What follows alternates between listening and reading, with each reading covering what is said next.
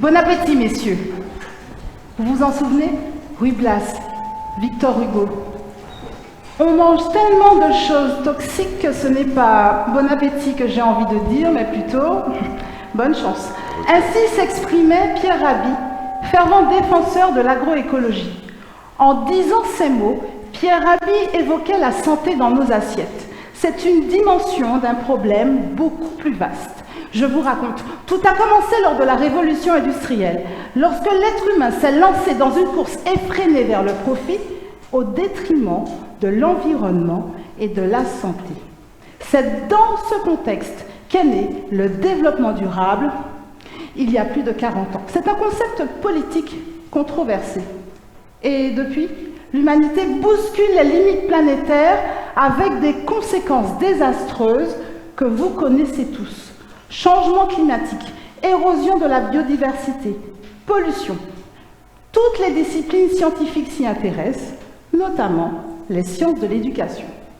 En France, depuis 2004, l'éducation au développement durable est obligatoire de la maternelle au lycée. C'est une éducation transversale aux contours un peu flous. Chaque territoire a des problématiques particulières et des enjeux de développement spécifiques. Aussi, l'éducation au développement durable doit être ancrée dans le territoire où vivent les élèves. Les graines de savoir ne peuvent pas être plantées en hors-sol, déconnectées de la réalité de ces élèves.